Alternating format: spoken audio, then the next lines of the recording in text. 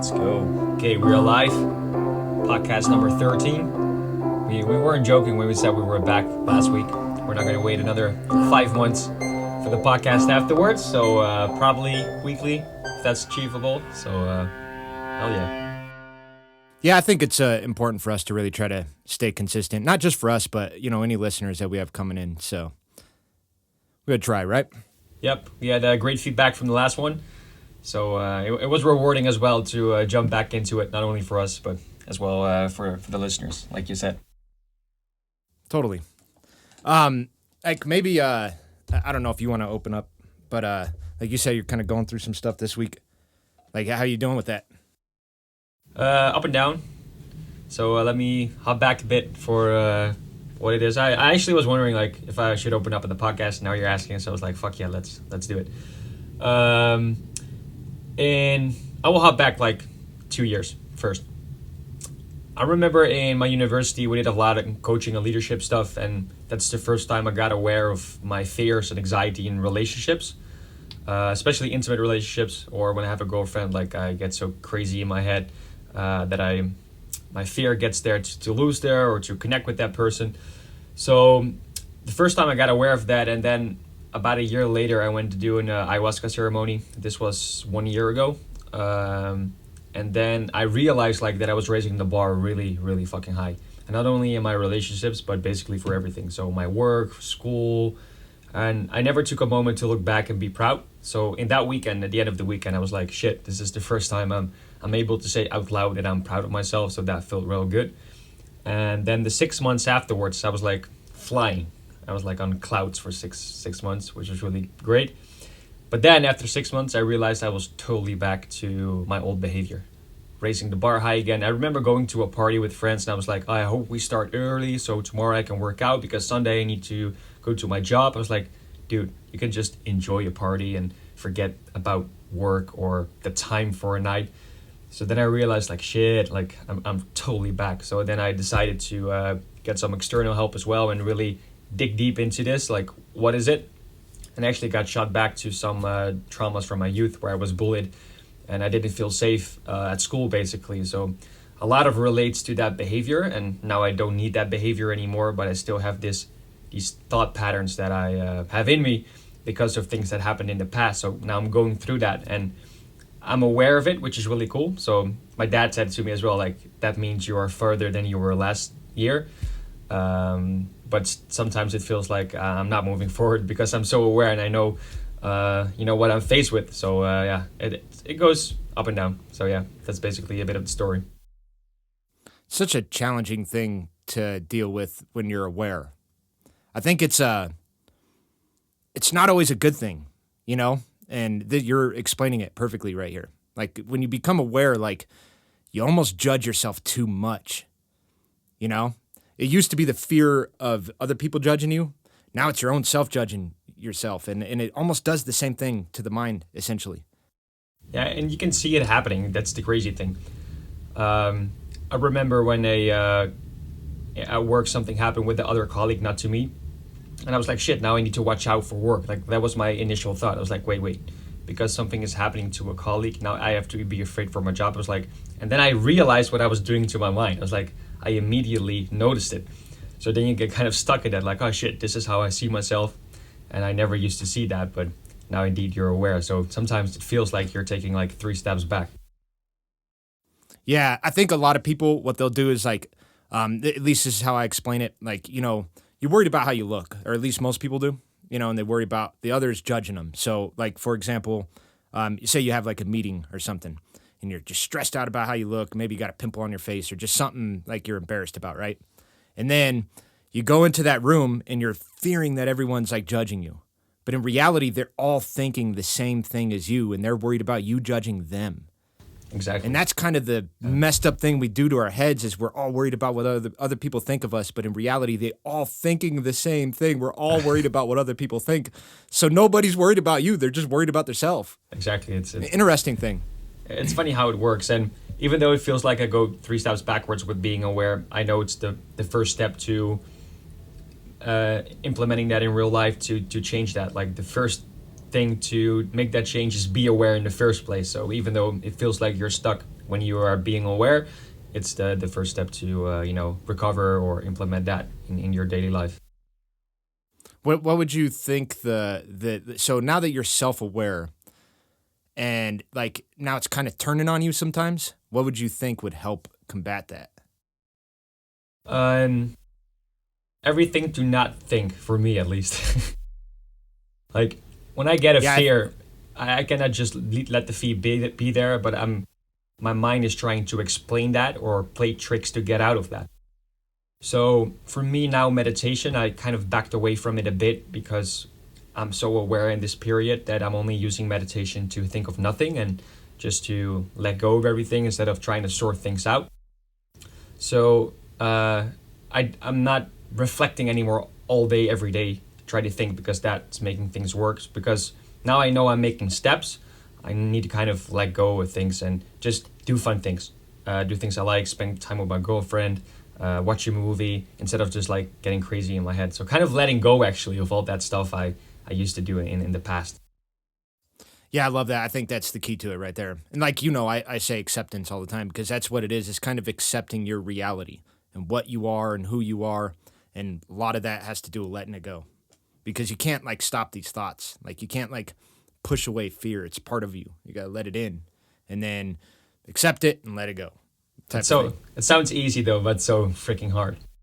Like, Yeah, I don't know. I don't know if there's ever getting it down. You know yeah, what I mean? I think it's just roller coaster of just sometimes you're good at it and sometimes you're not. exactly. Like people say surrender to fear. Like, yeah, fuck you, man. I'm gonna run away from this thing. Hell no. But it's kind of the way though. But you kind of have Yeah, to figure out how you do that. yeah, and I think that like running away from anything that's a piece of you is just not good. I think confronting it is the best way to do it and then accepting it. And then that kind of teaches you to let go of it. At least let go of the thought that's holding you down. Realizing that, okay, fear is part of me. I got to just accept how I feel right now. Let it in, try not to push it away. And then once you realize that, it's like, oh, this ain't that bad. That's Exactly. what happens to me anyways. And if you allow it, like I allowed the fear to be here, then it's for 50% already all right, which is the tough part, to the allowance of it, of the emotion. Yeah. Yeah, absolutely, man. Like that's kind of like I think the trickiest part of it all. And I don't know, I think you're just so right, man, where it just comes down to a fact of like we don't figure ourselves out. I don't know if we ever do, And that's just such a big factor in my head because I just like that's the thought that will drive you nuts. It's like, why am I thinking this way? Well, you can just keep asking yourself these questions and then there's no answer. True. I agree. But even though the state I am now, I know I'm not going to be in there forever. It's just I have to go through this, and I know I'll be fine. I remember coming back from the ceremony last year. It was last year, September, so almost a year ago on the day. And I came back and said, it surprised me that nothing from my time I was being bullied in school, nothing came up out of that. I was like, maybe it's not a thing. But that was just a layer underneath it that I wasn't ready for. So later on, it was totally related. It was the same thing. So it's funny how also time, you need some time to dig to that and peel all the layers off, Yeah. Yeah, you're so right. Like I guess this kind of gets dark, but I think about death because like you don't get over it overnight. It just takes time. And so it's kind of similar in a sense, like anything traumatic, anything that's devastating in your mind, like it's going to take you time to sort through it. And who knows how much time. Exactly. And then, there's the But realization of... No, go ahead. at least you're getting through it, man. It's good to hear that. Like, you not only are you getting through it, but you're figuring it out. Like, I feel like you really got a good grasp on it. Yeah, in a way I do. And it feels nice to open up about it instead of being shut down and keep it to you, because that's one of the burdens as well. When you're feeling off on a day, it's just so much better to say like, hey, how you going? I was like, it feels like shit today. And then you talk about it for 2 minutes and then it's kind of all right instead of keeping it under the skin.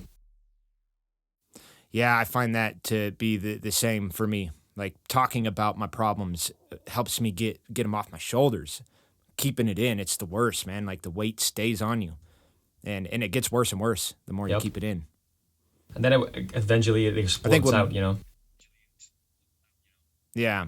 Yeah, because like especially with males, that's what I was gonna say. It's like males, we just tend to hold everything in, and we don't want to look vulnerable. We don't want to look weak, you know, and like that's actually doing the opposite to you. It's making you weak inside, Exactly. you know? Yeah, it's funny Yeah, how and like we. males need to like confront this the most. Yeah, have you watched the Brene Brown special on Netflix, The Call to Courage? Have No, you seen I that? haven't. I really recommend it. She's a Mm-mm. woman that writes about courage, and she actually says, which is true, vulnerability and courage are the same thing. They're on the same side. And we as men often, we don't want to seem weak, right? So, and for us, weak is opening up with your emotions and saying we are sad or scared because that's being weak. But it's actually the opposite. You're actually being strong when you admit that, you know, you have certain emotions or you're letting that out. So vulnerability and courage are on the same side. Yeah, I completely agree. I think anything you're fearful of is technically, you know, like because we're in fear of people thinking that we're weak. So that would take courage for you to admit that. So I totally agree completely. So that's a cool thing. And it's funny as well that, again, we talked about this before, how psychedelics are kind of changing our mental health. For me as well, it helped unexpectedly. On that night, I went to the party. And I don't say take drugs every day, not at all. I say they have to be respected, you have to be careful, but in some ways they can help. So I went to that party where I thought, like, I hope we start early because I have shit to do for work and training. And then I actually took MDMA with my friends, with a couple of friends. And I was totally zoomed out. I was like, what the fuck am I doing to myself? Like, just enjoy this night, right? And then during that experience, I was actually brought back to that thing at primary school when I was being bullied. So unexpectedly, it was kind of like a psychotherapy for me, just with the intention of going to a party. So which is quite amazing as well. Yeah, very curious how these lessons come to us, right? Because that's really what it is. You got taught a lesson there. Yeah, and I think it's because we get stuck in our thinking 24/7 in the same way. And the moment we have an altered state of consciousness, which doesn't have to be psychedelics at all, it can be even sleep deprivation and then having a crazy dream, which you can alter your consciousness, or even meditation or fasting. And it doesn't have to be psychedelics, but it can be that we get past our thinking the way we do on a daily basis. That's for me at least how it works. I get different perspective. I can look to myself in a different way and the world in a different way. So then you have these insights. So that's quite amazing. Yeah, there's like some form of like correlation suffering that brings those type of answers. You know, like you talked about with the fasting and just sleep deprivation or any type of thing like that. You're putting your body through this like suffering, this stress, and that gets you to like kind of think differently, I guess. Yeah, and you don't have time or space to act. If you have that type of stress on you or a different state of consciousness, you're going to your roots. There's no space for being fake or whatever. Yeah, I like that. I like the way you put that. I don't know if you've heard this, man, but I just recently learned about this. But the Aztecs, and this is kind of dark. We were different people back then, but they, you know, they used to do like sacrifices and whatnot. But the shaman, the leader, he used to get in. He used to do ayahuasca, but get into these like crazy psychoactive states, and he would cut himself and bleed out to the point where like you feel like you're gonna pass out and maybe almost die. They say you come close to death, and this takes you on this journey.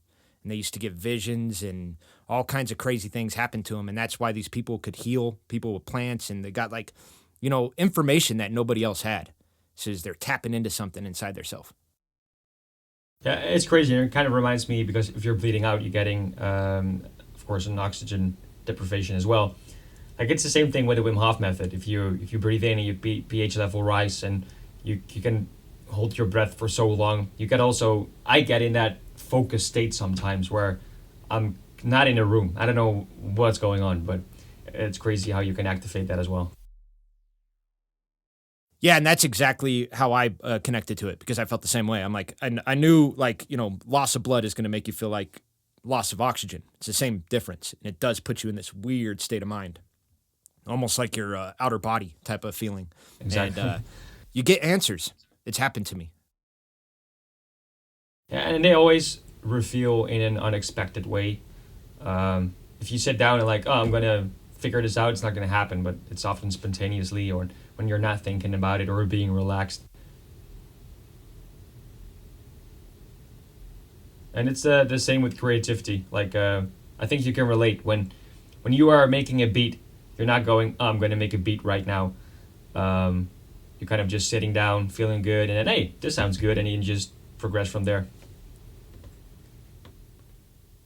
Yeah, actually, that's a good way of explaining it too, because like music's kind of curious, isn't it? Like comes to us out of nowhere, you know? You're just fiddling around, just things kind of come to you. So it's kind of another meditative state, another altered state of consciousness almost. Yeah, the interesting thing is, this is not really scientifically backed up, but I asked someone, he's a musician, he's a smart guy. I was like, sometimes I come up with melodies when I'm about to fall asleep, and I don't remember them the next day, but I have this awesome melody that I want to, take in and use for music, but I'm too tired then to fucking grab your phone and speak into a memo. But I was like, why is the thing? I suck at making melodies. I'm a rapper. I'm better at rhythm, and melodies are really tough for me. They're a challenge. So why do I make them when I'm about to fall asleep? And he was like, when you're sleeping, you're going to digest your day, and your left brain side and your right brain side they're connecting. And that's the thing that causes for music as well. It's always two parts of the brain that are working together. That's why sometimes possibly you're making melodies while you're about to fall asleep or sleeping, which is pretty crazy. Yeah, it's interesting. I don't think I've ever heard that, but it makes sense. Totally makes sense. That happens to me. Same thing. Yeah, it's so weird. Just too tired to grab your phone though. Like, I'll remember that next day. Like, oh fuck, yeah, totally gone. I say it to myself. Yeah, I say that same thing to myself. Like, I'll remember it tomorrow, and you never do when you wake up. It's like, fuck, damn it, But I don't even remember that I came up with something. I just start my day, and I'm like 2 days later, oh shit. You remember that night when I woke up and had a melody? I don't even remember to try to remember. Exactly. Yeah. Yeah, it's just gone. It's just left, right? And then maybe a couple of days you'll think about it or something, but yeah, totally. And I related to this as well. Go ahead. I was just going to say, it's just super interesting how our heads work, man, and how much we don't understand. We don't just understand. So interesting to me. Don't understand anything. Well, not anything, but there are a lot of questions mark about the way our brain works and our consciousness. So a lot to explore. Yeah, I think like I've always heard this term where they say like we only use like 10% of our brains. Have you heard that? Yeah. And it's like so untrue actually. Like we use all of our brain. But what it really is we only understand about 10% of it. We only understand about how 10% works. Technically we're using everything, but we just don't understand how. That's the crazy thing, right? Yep, that is crazy. And we do make neurological connections, and if you make it more often, that's going to be your base. So if you have a way of thinking, you're going to be stuck in it. But we are able to make more neurological connections and to explore. That's why we can learn or broaden our spectrum in life.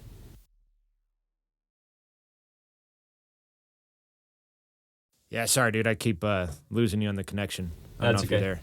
If you just don't respond, I will just keep talking. The audience is going to hear it anyway. But it's kind of chopping up, so sorry, folks. That's okay. I was talking about the brain, that you do make neurological connection, and that's kind of how learning works. So if you expand or learn new things, you're going to broaden your spectrum as well of the way you think and approach the world. Yeah, and they've even like measured that under like an MRI or whatever brain scan. I guess it's called a CAT scan, but like they'll see like the brain fire up when you're like introducing new information and learning new things. Like it starts to light up in areas it's dark. Yeah, it's literally electricity shooting from one brain cell to another brain cell. Yeah, and that's we're definitely beings of electricity, man. That's what keeps us alive. It's pretty interesting as well. Yeah. Did you see the new Wim Hof study? It was a couple of months ago, actually.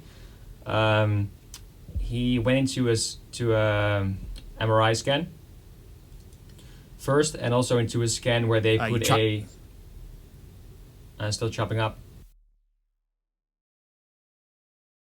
Let me check my internet connection. My 4G is on though. Can you hear me now? Yeah, there we go. Okay, cool. Still kind of chopping up. There was a new. I will just keep talking anyway. There was a new Wim Hof study where they placed a weight vest on him, or not a weight vest, kind of a vest where you can alter the temperature. So, and it's attached to your skin. So if the vest gets exposed to cold water, your skin temperature is gonna go down, and if they put hot water in it, your skin temperature is gonna go up, obviously. So he got in a scanner, and without the breathing technique, just of him thinking, he could keep his skin temperature the same every time they changed the temperature of the vest as well. So he kind of proved there, like with the mind, you can kind of alter your body, which is crazy. I didn't see that, man. That's super cool. I had no clue. It's really recent, I like a couple of months ago. So Yeah, because I did watch a recent video from him, but what he was doing is discussing like ice bath versus cold shower. And he explained the mind is what he was talking about, because he said like the cold shower, the 2 minutes is for the body. And then after the 2 minutes is the mind, because now you're starting to challenge yourself on how cold you're getting. And, obviously the ice bath would be more challenging there. And that's what he says. Once you get into your mind, then you could control everything. It won't be with the breath work. It'd be with the mind. And wow, dude, that's like such an elite level, Yeah, and the crazy thing is kind of ancient knowledge. Like there are monks that could already do that, but just in our paradigm and in Western society, it's new. So that's why it's cool. We have a figure like Wim Hof who's like breaking this through and coming with scientific data to back it up. Yeah, and it is, dude. It's like very ancient knowledge. And like, I told you about it, but I recently bought that book. It's called Breathe by Hicks and Gracie. And he has a really interesting way of breaking down breathing. And Wim Hof has his method is just it's amazing. It really could change your life. But like what you and I talked about is he doesn't really get into detail on how to breathe, because like what a lot of people don't know is that when you go to breathe, you should be breathing from your diaphragm. And they call it diaphragmatic breathing. And you want to take the breath into the chest and the shoulders. So you're puffing out the chest and you're keeping the air, even when you breathe out, keeping in your lungs, in the chest, and in the shoulders. You don't want to be going all the way to the depths of your belly. Like they really kind of say that this will cut years off your life, and it's quite substantial. And what he'll do is he'll do hyperventilation, to really pull the breath out of the belly and pull it into the bottom of the lungs. When you start to practice this stuff, like, man, it opens up your brain. Like you feel so different. You feel more clear-headed. The joints don't ache as much. You could totally feel the blood flow. You start to sleep better, start to think better. It does so much for you. It is incredible. And this is like ancient knowledge.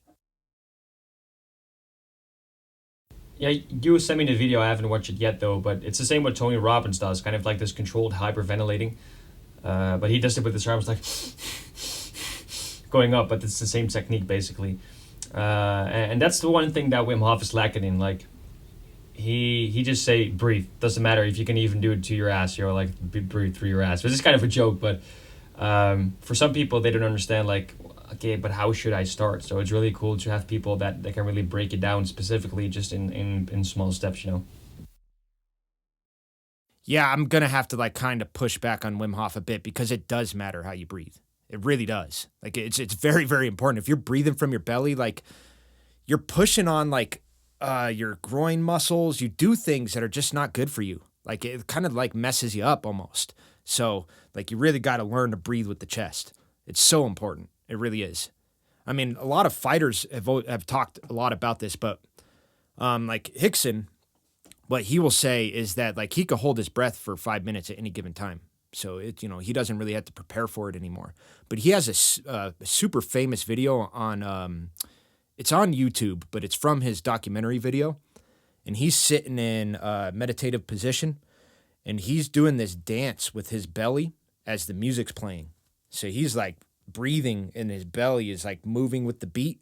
It is incredible, man, and it really shows you what diaphragmatic breathing does, because you learn to control all the muscles, all your oblique muscles, your hip flexors, into your rectus abdominis transverse, like all of it gets controlled.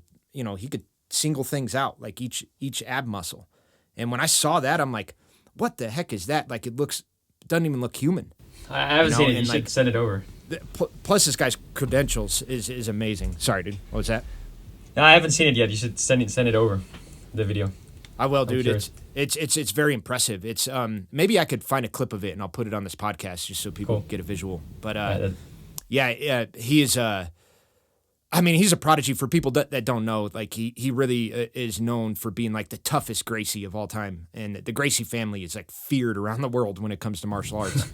They really changed the game for it, and his record is 410-0 Jesus. in professional fighting, and like it is debatable. There's one fight that people debate about that, so they say he's 409-1. But does that matter? Oh yeah, no. 409 shows is how- not significant. Then you're a bad fighter. Yeah, like seriously, like that makes a difference, people. Yeah. Come on. Like the dude is and just the stories from him, like I mean, I read his book, I watched the documentary, like he really is like this like 1%er of the 1%er. He's like a David Goggins. Like, I mean, David Goggins might even be scared of this guy. And what connected to me as well with the breathing is you can do deep breathing in a lot of ways. Like if you go into the cold water, you are forced to do deep breathing. When you do a crazy workout, you are forced to deep breathing. When you run up to stairs, you got to do deep breathing. So if we avoid things that make us do the deep breathing, then our body gets unhealthy as well. So you can either sit down and do the deep breathing, but also be actively with training, because that makes sure you're going to breathe well as well. So that kind of connected me, for me at least. Yeah, man, I completely agree with that, because like I practice like deep breathing with all my lifts. Like especially like yesterday I had a pull day, so doing my deadlifts. You get kind of lightheaded doing those. It's just common. And so every time when I come out of my lifts, I do a little deep breathing, like recover like that.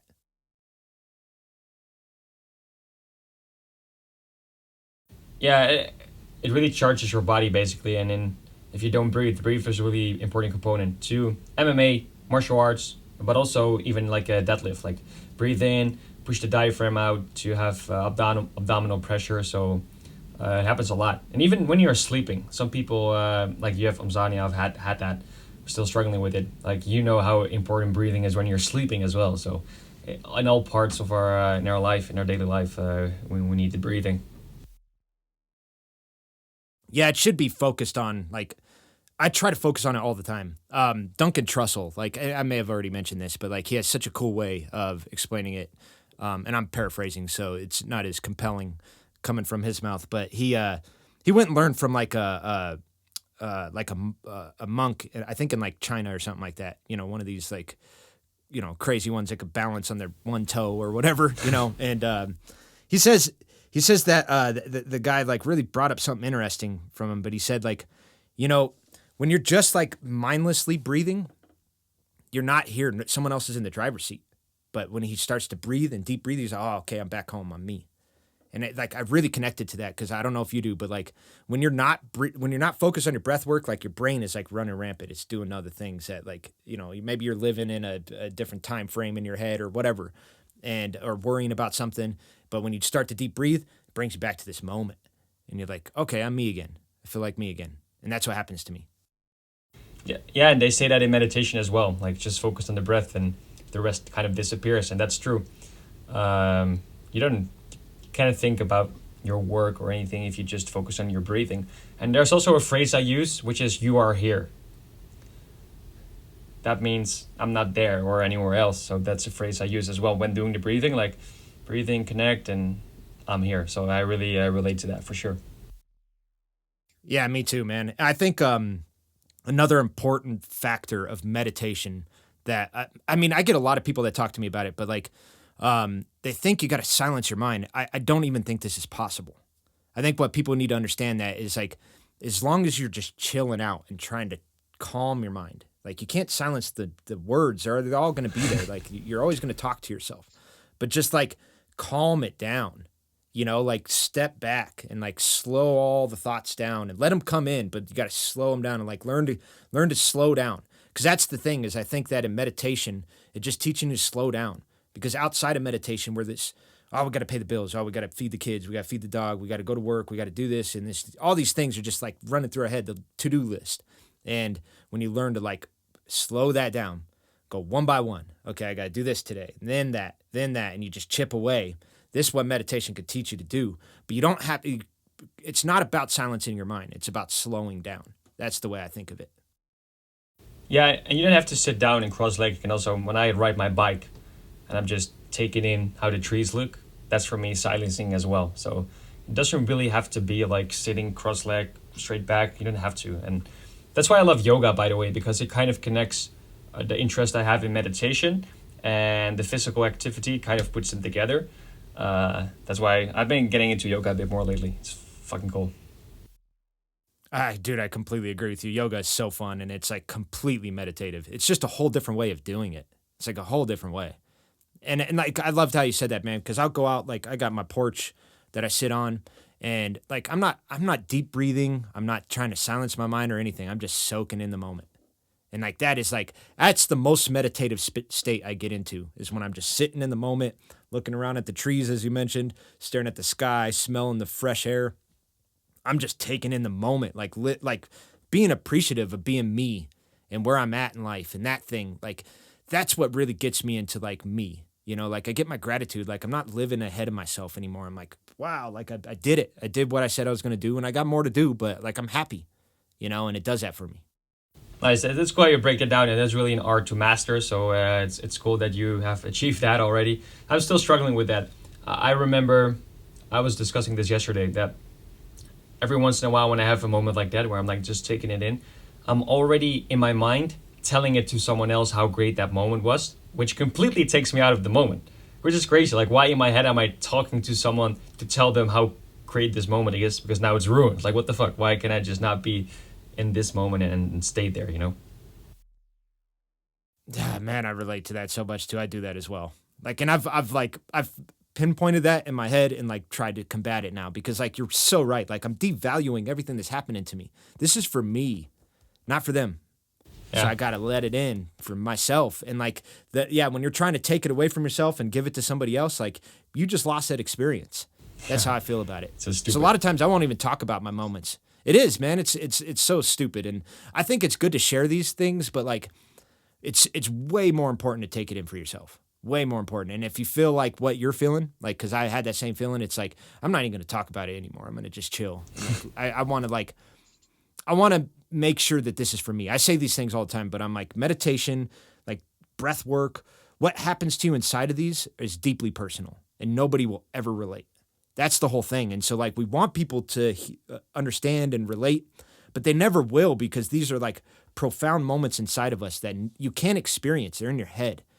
You know, it's almost imagination in some sense. That's why people can't see it, you know? I relate in some way, but in some way I disagree. I'm going to look up this line by NF. I've listened to this song a lot lately. This is what my girlfriend said to me. When you have crazy thoughts, like, you should ask yourself, am I the only one that has these crazy thoughts? Then you're like, no, probably not. There are like a million people that have that. Then if your friend would have that, you come up to that person, what would you say? You say, okay, you don't have to worry about this, just crazy in your mind, just let it go. And it's a song Just Like You by NF. And he says this line, let me look it up, it's fucking great. It's so impressive that the mind can play with the truth. It's interesting that nobody can walk in your shoes, but still relate and feel the same. So in a way, I guess we do. So we can now walk in each other's shoes, but we relate. So kind of we still do. So even though it's our own experience and it's for yourself, we're all basically just the same and going through the same stuff as well. So in a way we do. Yeah, no, and I agree, dude. I totally do. I think that like that there is a delicate balance for sure, because it's important to share these things with people, because like he says there, like we all relate. It just may not be the same experience, but at the end of it, it's like the same feeling, you know? And so like, I think that's where we could all connect, but it's more of like what I mean when you got to keep it in for yourself and it's just personal, is when you're dealing with those thoughts you mentioned, you know, as like, you're in the middle of the meditation. You're like, oh, this is so amazing. I can't wait to tell this person. And it's like, you just ruined it, you know? And like, that's when it's like, scale back. That's for you. It's not for anybody else. Exactly. You know? So depending on the context. It's almost got to come naturally. Exactly. And that's the goal, right? Like, we don't have to think about it anymore. I even think about my thoughts, which is crazy. So I have a thought, and then I'm starting to think about those thoughts. I'm like, wait, this is like Thoughtception. Yeah, exactly. You know, like, I'll say this, dude, because like I think this is kind of a cool story. But my nephew was over here last week, and you know, we're just talking about. We'll just put it this way: like when you think of someone you think is above you, so some people think like rich people are above them, or the boss or the leader is above them, or the president of their country is above them, whatever it is in your head, right? When you think of people above you, you tend to get nervous and scared when you're around them. You may not be yourself.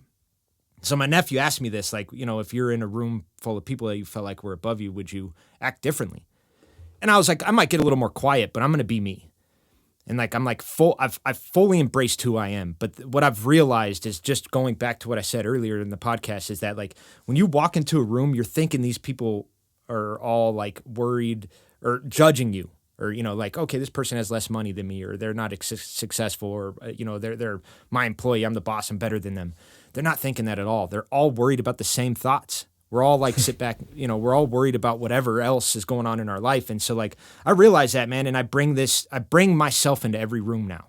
Like, I don't change. I try not to anyways. Like, other than getting more quiet, like, especially when there's a lot of people, like I tend to get more quiet. Like, I got to admit that, but I kind of do it purposely. Like, I'm not in there to like steal the room or anything like that. Like, I just let things come to me. Like, if there's a conversation someone wants to have, let's do it. If you ask a question, you're going to get my honest answer.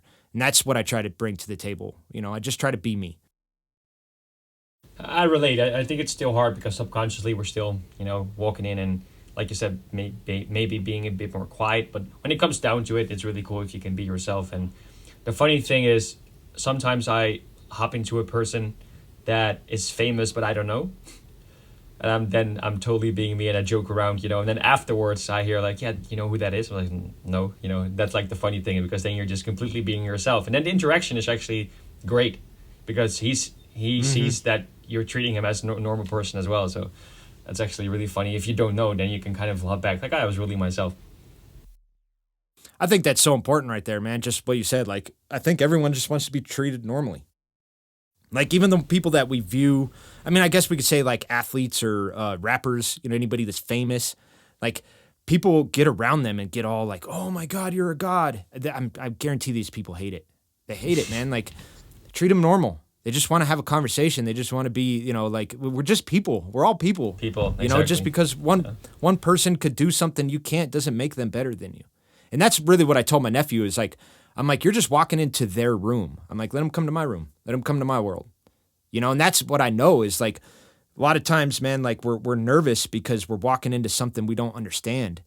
And, you know, like, think to yourself, what if they were walking into something they don't understand? They're going to act the same as you. So just be yourself. You know, it's really like, it's the best thing you could do. It's a great question, though. He asked. It is. Yeah. Really just to think about it. I mean, it took me years to get here, man. So, like, I mean, peeling back, I mean, I guess that kind of made me sound a bit arrogant. Like, I've not always been this person. It took me a while to get there. Like, I used to be just I used to be that person that he's talking about. But it took me, you know, many experiences to understand that all I'm doing is fucking with my head here. Like, nobody cares. Nobody cares how I look. Nobody cares what I'm saying. Nobody gives a shit. Like, I mean, the best thing, too, is, like, nobody's coming to save you. You know, and like, that's kind of what we think is like, we're going to like, you know, somehow like just things are just going to be better for us like overnight. And like, maybe if I got this job or this happened, and when all these things happen to you, you're going to realize that it's not what you thought it was. And so you got to go back to yourself again, and you got to just keep doing this. Like, every time you get to accomplish a goal or you do something for yourself, you always get smacked in the face with, this isn't what I thought it was. Now you got to go back within and start to fix yourself again. And this happened to me repeatedly. And that's what made me realize this lesson. Yeah, we talked about this week, and I was like, yeah, you're so right. And I relate to that. And I fall in that trap as well. Like, when I achieve this, like 100K streams on Spotify, then, you know, and then I feel good about myself. Or when I hit this PR or become 90 kilos, you know, add a bit of muscle, then I feel good. It's like, no, like, if you already learn to be happy with yourself just how you are now. And I struggle with that as well because I'm always looking forward. I'm never stop or I'm realizing I should do that more often, and sometimes it works, but I'm still struggling with that. Like, stop, look back, and like, hey, this is what I've done already. Look how far you come, and just take this moment in instead of already looking to your next milestone. And that's the roller coaster because, I mean, dude, the facts are like we have to be looking forward. Like it's deeply important for everybody's life to be looking forward, not looking back. You have to have a plan to keep going that True. keeps you alive. But that's the mind fuck, is that you get to that and it's never what you thought it was. You thought it was going to be, oh, yes, I got it. Like, I'm the happiest guy ever. I'm done. Like, I don't need to work hard anymore. And it's not, man. It's like back to the drawing board. Do this again. And like, man, that's like, that really is like the trickiest part. And I got to admit, man, like that's the part I don't have down. Like I have my good and bad days. I have days where I'm like very disappointed in my progress. And then I have other days where I'm like very, very satisfied. So, I don't know if that ever gets better. I just don't know, man. I think that like it's just maybe even the moments of where we're feeling kind of depressed or we're not happy with our progress, like that is necessary as well because that's what's going to drive you forward. You know, without those feelings, there's no gas. You're going to just be brakes all the time. If you're constantly feeling happy where you're at, man, you're not going to work hard to get any further because you're happy. You know what I mean? So it's like, it's the yin and yang, what we talk about all the time, man. It's the balance. Like, it has to be there. It has to. That balance is really important. I love how you break down, like, I still have bad days and good days, but the fact that you already have moments where you are proud, that's already amazing. So you should also be proud of the fact that you're able to be proud and really take it in and look back. And I agree we should look forward because we as humans need progression. If we stand still all the time, we're going to be fucking a bag of shit. You know, we don't want to feel like that at all. But for me, the balance is not there yet, and I love how you break it down. For me, I'm still looking forward too much and not take it in at all, and then the balance is off as well. So yeah, it's really about the balance. Yeah, it's like super tricky, man. Like that's just the part in life where I'm like, that's where it boils down to acceptance. You know, like you gotta have to accept yourself for that day because like a lot of times, at least for me, man, like you hit those moments of like where you hit the roadblock of like, damn, I'm not really that happy today. I don't feel like getting it done, but you still have to, you know, so you got to accept how you feel and just get your ass up and get back to work. You know what I mean? That's really what it is. And for me, that's tricky as well. Oh, go ahead. There's a saying that I wanted to leave you with, but it's called an idle mind is the devil's playground. Have you heard it? No. So basically mean obviously like, you know, the idle's mind. So if you idle your mind and you just stay stagnant and you just stay in, you know, no forward progress, it's the devil's playground. So the devil comes in and starts to fuck with your head. That's the voice. It loves to play games. And like people that have nothing going on in their life, they're usually the craziest. And it comes I back don't know if to you the... experience this. Can you repeat that one more time? I said, I don't know if you've experienced this, but a person that has like no goals, nothing going on in their life, like they're usually pretty nuts. Oh, yeah, I totally relate to that. And I back to that neurological connection as well we were discussing before. If you are in that place where you're not progressing indeed and just doing nothing, it's really bad for the cognition as well. So if you're 60, 70 years old and you're still learning new things, you're going to be happier and more productive and healthier as well. So it's kind of funny how that relates to health as well. But if, again, the balance is off and it goes too far like I have at this point, again, really hard to look down and be proud, like it's not healthy as well. So it really depends on your situation and your context. Sure does. And actually, you brought up another important point too, because if you're an idle mind, you're probably sitting down and doing nothing a lot. So what do you think is going to happen to you physically? Not only are you being destroyed mentally, but your body not moving is like a big problem. Anybody that doesn't, like, you need to move. Like, that's like, you said it in our last podcast, dude, and it was beautiful. You said that it's not the fact that the squat's hurting you, it's the fact that you can't squat. Something like that? Is that how you worded it? Yeah, I said like... And like that... Sorry, I lost you. No, I said it was indeed like, it's not bad for your knees to squat, it's bad to not be able to squat. That's like the phrase I had, yeah. Yeah, and that's it, dude. That's 100% it. Like, once you, like, not only an idle mind is going to, like, make your mind go nuts, but your body's going to break down on you. because you have to squat. Like that's the whole thing is like people think that like squatting's hurting them, but it's not. It's the lack of not being able to do it. It's really, really what it is. Moving is so important. It is, and you kind of have to remember when you're 80 years old, you still have to get out of your chair, and you're going to be 20% later on from what you are now. So if your 100% is way up, then your 20% is still going to be enough to, don't be in a wheelchair. Exactly, man. Yeah, it is. Like just a little bit of effort. It doesn't take a lot, man. You just got to do some effort. Mentally, physically, you do a little bit of effort every day. Like you're going to be living a pretty healthy life, at least better than most that don't do it. I mean, and go ahead, buddy. And that's the balance as well. Like if you look at professional athletes, they go too far and they damage their body by moving too much. So again, it comes down to that balance.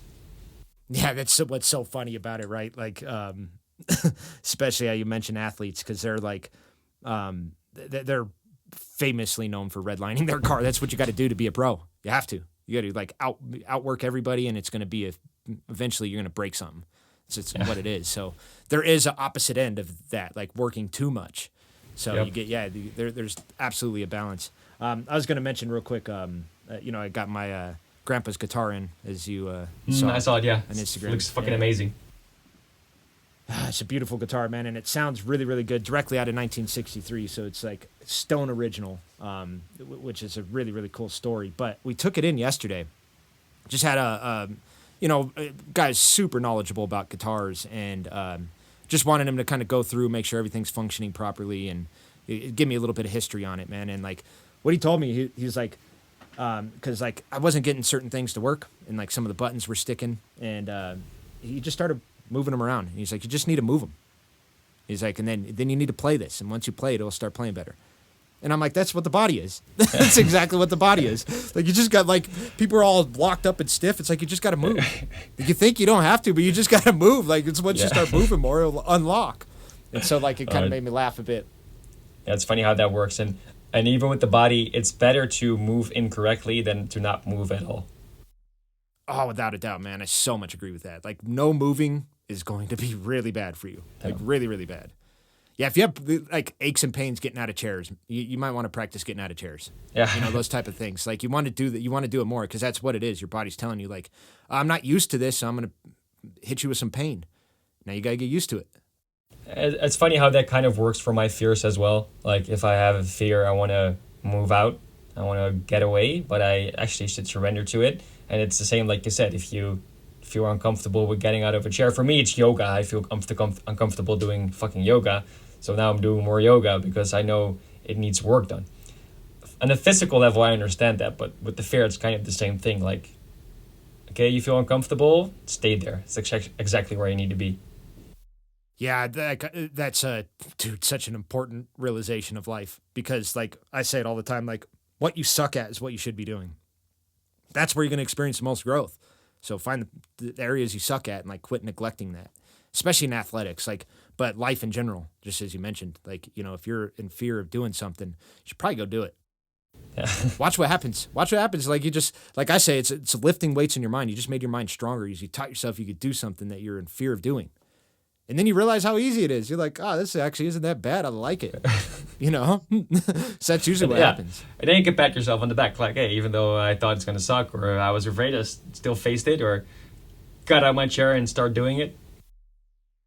Yeah, dude, like, I could tell you this, man, like, because my wife, she does, like, public speaking, teaches classes sometimes, and so she's always, has the nerves of doing that, like we all do, right? But, man, you want to talk about something that, like, major lifting on the mind, get in the ring with somebody. At least, if you're, like, just go box somebody like, in front of a crowd or whatever. Man, like, I could tell you right now, like, that was the scariest shit I've ever experienced. I was so afraid. Like, try to put on the glove and my hand's doing this, They're like, calm down, I can't, man. Like, my heart is beating out of my chest. It's so hard to stay calm in those moments, but, like, once you go do it, it's like, oh, man, like, I feel like a new person. Yes. Like, it's this, like, you really do. You walk out of it reborn, Yeah, it's amazing how that works, and it's a cool analogy as well. Yeah, it's big, dude. Like, it doesn't have to be fighting, but, like, I mean, you've been on stage. Like, it's the same feeling. It's the exact same feeling. Like, you walk up there, it's, like, super nervous. And then when you do it, it's like, fuck, I feel great. Yeah. I feel great. Like I can run through walls. Like you want to run through, Exactly. you know what I mean? Like Yeah. it's the most energy you'll ever feel in your life. Like it really, really makes you feel alive. It's really cool how beforehand you feel nervous as fuck, but during you don't have time to be nervous at all. Like you have to survive in the ring, right? Or even on podium, like survive in a way so I don't need to fuck up my lyrics. I'm just in the moment. So Yeah. Yeah, but it's so like, oh, it's so debilitating beforehand. Like just leading up to it sucks, man. You want to puke. It's like, it's a weird, strange feeling. I have it with eating. I cannot eat when I get nervous. I like, there's no way for me to get something in. Like, or poop a lot. Go to the toilet. Like if that's usually what happens to me right there. Gotta go take a shit. I'm gonna be right back. Yeah. And I don't drink anymore, but like drinking used to help. But like that turned on me because I started to get sloppy. But like you have a couple beers that'll break the ice. You loosen up. Mm-hmm. But that's also dangerous because it then becomes a gateway, right? So like, oh, I can only do it when I'm fucking take a beer. Well. Yeah, I hate giving that suggestion because that's exactly what happens. Like you're gonna realize how good it is because like it literally like kills the nerves, and then you're gonna do it all the time. So you kind of want to like avoid that. I think at all cost. It's the same with coffee basically, and I said this before, like for a long time, and then Michael Pollan came on the Joe Rogan podcast, and he was talking about his coffee addiction. I was like, this is what I've been saying all the time. I don't want to prove a point, but basically, when you're drinking coffee all the time, that's going to be your new base level. So now if you don't take coffee, you're going to feel like shit. So it's going to work against you. So if you can find this balance where you only drink it every once in a while, like today I need to have an important day, I have a meeting, I need to rock and I need my focus, and there was a mosquito in my room and I have some lack of sleep, okay, then of course take that fucking coffee. But if you're going to do it all the time, when that important day comes, you're going to take coffee, you're not going to feel shit. So it's so balance true as well.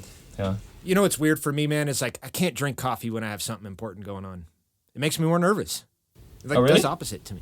Yeah, and like it makes my like heart beat out of my chest. I get more nervous.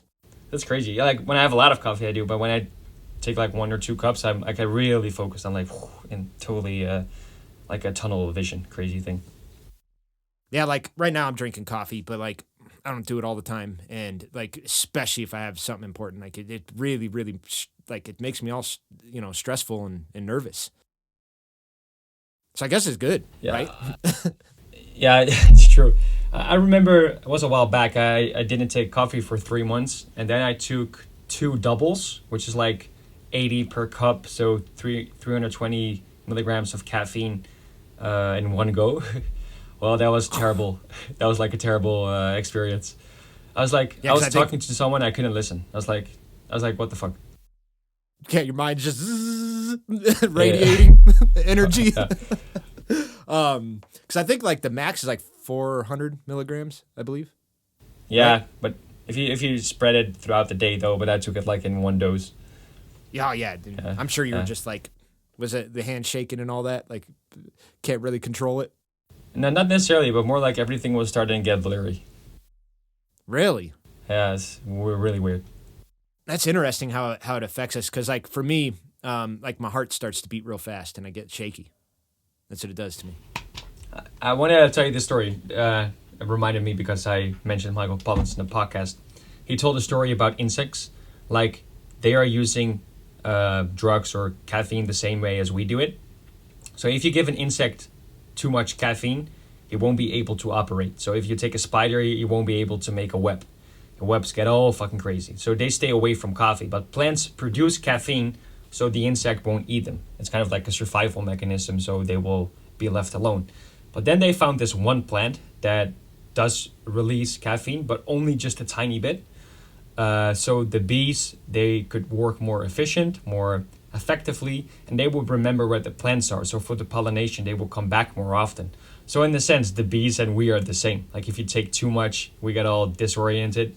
But if you just take the right dose, then they're gonna work better. So actually insects and I aren't that different from how we approach molecules like caffeine. Wow. Yeah, I never heard that story. I heard we discovered caffeine through like, I want to say it was like goats or something like that were eating it, and they started like working more. They were like I don't walking know. Longer or something like that. I think you're right. I don't know what animal it was, but it was right through other animals basically. And I know, like, I heard a story to like kind of add to yours is like do you guys say like coffee break? Take a coffee break. You guys do that? Yeah, yeah. So that actually came from our state, at least according to our history. Yeah, Like, it from was here in crazy. Colorado. That story is crazy. Oh, so you heard the same story then? Yeah, but go ahead and tell it. Yeah. So like basically, I think it was back in like 1800, right? Late 1800s, I believe. There was a company out here in like Denver, Colorado.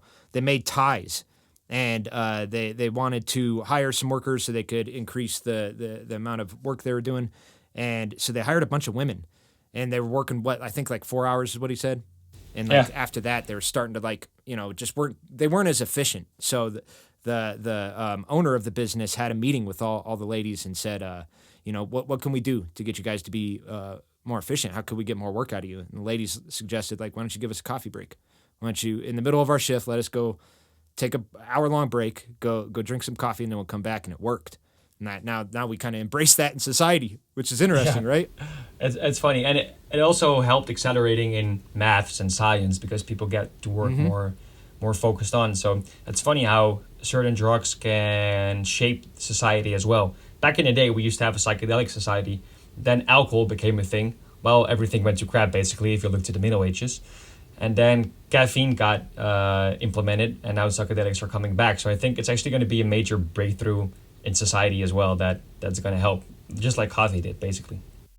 Yeah, you're exactly right, especially when you look at history. And I forgot to even say that because that was like a pivotal moment for society because we shifted away from alcohol and got into caffeine, which essentially made us better mentally and physically, like we got healthier, getting away from that. And not like caffeine is like super healthy for you, but it's definitely nowhere near as bad for you as alcohol. And it kind of replaced that. And you're so right. Like once we picked up alcohol, man, like that's when we got into like, that was the dark ages. That was medieval times. Yeah. We were hacking people's heads off for you looking at us wrong. So yeah. She's a witch. Absolutely. Yeah, like doing the craziest stuff you could ever think of. Like when you go into medieval times, I'm like, we just need to erase those times, man, because those were like the dark ages were definitely a good way of putting it, right? Yeah, the dark ages. It's called that for a reason. So absolutely, man, absolutely. Yeah, there's some. I hate reading. Like I love history. I love it to death, but I hate reading about some of the stories from those times, man. Like what we did to people was just disgusting. It was pretty fucking gnarly. Mm-hmm. Yeah, my iPad is about to fall out. It's got a few percentages left. So do you have anything to close it off with? Maybe. No, I think we could wrap it up here. We covered pretty much everything, right? Awesome. Well, everything we just talk and we'll go from there always. So. Yeah, hopefully you guys find us interesting because that's about all you're gonna get. This is the best you're gonna get. 100%. If you're waiting for the day like it's gonna become better, just back off the podcast. Like we'll get better when we get invite like Michael Pollan on and Randall Carlson and those type of people, right? Yeah, maybe in another life. You never know. Never know. All right, my friend. All right, cool, man. Thanks. Have a good one. Thank you, everybody. And see you next time. And Thank you, everyone. Out.